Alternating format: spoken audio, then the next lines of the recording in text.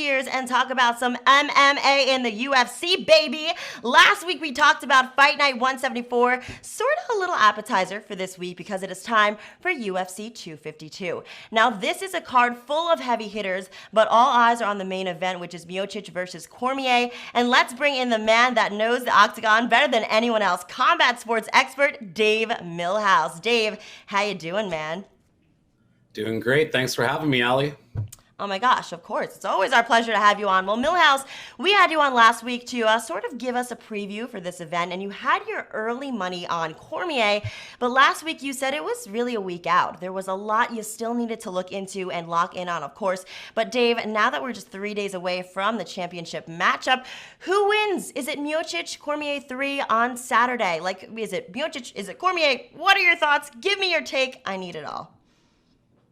Give me Daniel Cormier in this trilogy fight to find out once and for all who the heavyweight GOAT is in the UFC. We'll start with Stipe. Stipe has an 8-inch reach advantage, which is very concerning. And you'll see through the historical records, fighters with an 8-inch reach advantage have quite the reputation for winning. But that's not everything here. There's going to be difficulties keeping that distance. Stipe doesn't like to mix in too many kicks. Obviously, your legs are much longer than your arms. Distance control with your legs is much easier than with your fists. And secondly, we're in the small cage again here at the UFC Apex, so there's less room to dance around on the outside and keep that distance. Stipe's striking defense over his career has been pretty good, 56%, but against DC in the second fight, only 32%. How does DC get the extra 24% accuracy? It's from the eye pokes. DC is blatantly going like this and trying to rake Stipe's eyes out of his head. It's absolutely insane, but it's quite the strategy. There is no significant strike more significant than an eye poke. Once you take away your opponent's vision, it's much easier to start speed bagging his head around. We look into this fight. Stipe is coming in a little bit lighter. I expect him to be about 225 pounds instead of 230. DC said he put on 5 pounds, so he's going to be about 240. So there'll be a little less stank on Stipe's punches, maybe a little bit more on DC's. Cardio-wise, I expect them both to be a little bit better. Like I said, Stipe's looking lean and mean. DC has mentioned on numerous podcasts and interviews that he knows that the only reason he lost last time was because his cardio failed him, and he will never let that happen again. He's a very emotional guy. He's extremely motivated here. And he also mentioned that Stipe can only make that adjustment once to go to his body. Mm-hmm. So I think DC's going to implement his wrestling here in the small cage. He has the volume. All he needs is the gas to get to the finish line. And DC's never lied to me before. He says he's got the gas. I'm going to believe him. If there's an edge, it's razor thin. But give me Daniel Cormier. And a hot take, I don't think he rides off into the sunset and retires like he says. I think the John Jones trilogy comes if he gets a big, exciting win here on Saturday. All right. Well, great to hear your take on that. And if you guys listened to Milhouse's pick last week, you might have snagged a slightly better line on this bet, but Milhouse is doubling down. We're just 3 days out, and we say Cormier walks out of Vegas as the champion. Now, Dave, everyone is excited for the main event, and obviously that's the whole point. But there's a lot of matches on this card, 10 total counting the preliminaries. Now, Dave, on Saturday, the undefeated Sean O'Malley faces off against the 15-6 Marlon Vera. So, do you think Vera can end O'Malley's winning streak, or is smart money still on Sean? What are your thoughts there?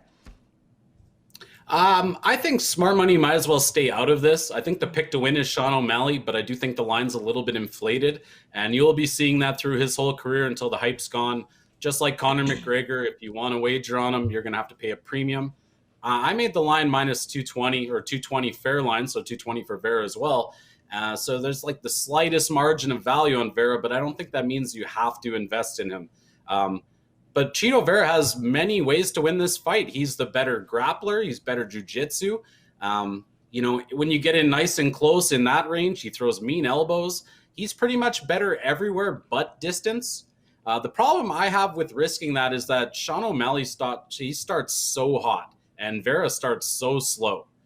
So it's almost like it's too obvious to me that O'Malley's going to win round one.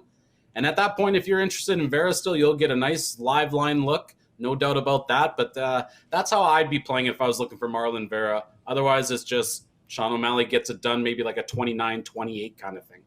All right, so Milhouse says Sean O'Malley's winning streak continues. So maybe next time we'll get you to place a bet on what color he's going to dye his hair next, Dave. But of course, Milhouse, before we wrap up the UFC, now we know this card up and down. You know it better than anybody. You know these fighters. What's the matchup to watch if you want to win a little money this weekend? If you want to win some money, let's go to the prelims. TJ Brown sitting around minus 150 against Danny Chavez. Chavez is a stand-up striker. He does a lot of jittery head movement and that kind of stuff, but kind of hesitant, not throwing enough volume for my liking. He doesn't have much of a ground game, pretty good takedown defense. But having said all that, TJ Brown, he comes at you, he throws more volume, and his wrestling is, I think it might be elite. He's young in his career, but we're about to find out. He's averaging like an 80% takedowns. It's just his accuracy on that is great. He's ground and pounding guys. He got submitted while on top after 7 takedowns in his UFC debut, but that was against a wily veteran. I don't see that kind of ground game for his opponent this time, so I think we grind him out. TJ Brown gets the win. All right, so going with the preliminary match here, Milhouse takes TJ Brown to take down Daniel Chavez. All right, thank you so much, Milhouse.